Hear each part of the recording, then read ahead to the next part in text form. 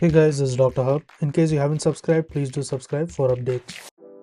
The cadaveric rigidity versus the cadaveric spasm.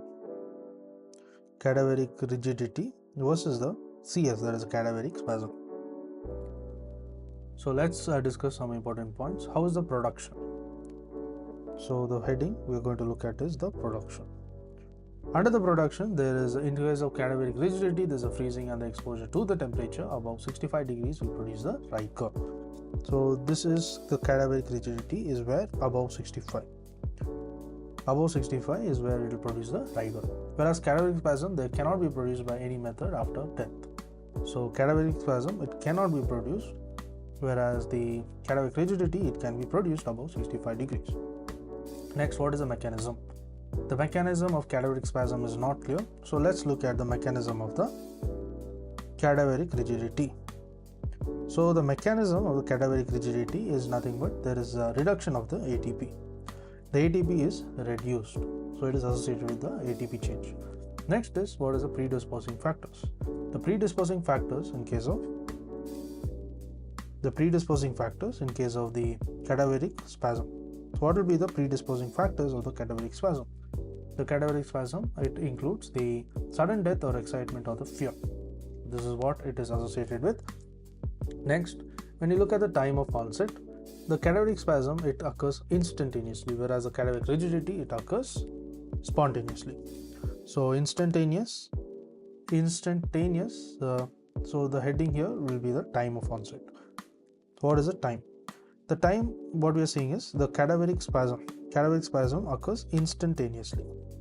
Next, we move on to the muscles which are involved. What are the muscles which are involved? The muscles involved, it includes all the muscles, both voluntary and involuntary. This is in case of a cadaveric rigidity. The cadaveric spasm, it includes only a certain group of muscles. So the cadaveric spasm is nothing but the group of muscles. Next is we look at the muscle stiffening. So what do we understand from muscle stiffening? In the cadaveric rigidity, it is not marked and can be overcome by moderate force. Whereas in cadaveric spasm is where the individual, you can imagine the individual holding a grass. So here there is a great force which is required to overcome it. Next is the molecular death. The molecular death, you have the cadaveric rigidity as well as in cadaveric rigidity, molecular death occurs. So the important point is molecular death. It takes place in case of the cadaveric rigidity. Next, we move on to the body heat. The body heat is cold in case of the cadaveric rigidity, in case of the cadaveric spasm. That is, it involves only one group of muscles. Here, the body heat is warm. Cadaveric rigidity, it is cold. So the body heat will be cold. Body heat will be cold in case of the cadaveric rigidity.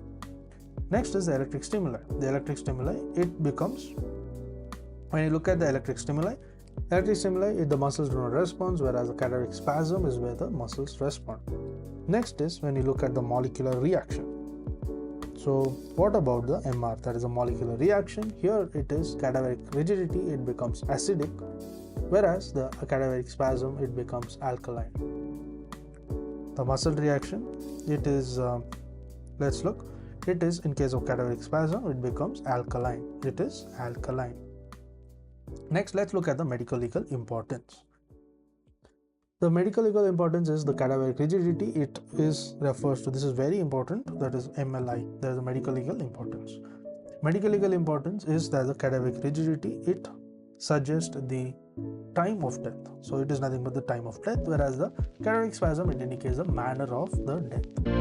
To learn and grow daily like this, please do subscribe.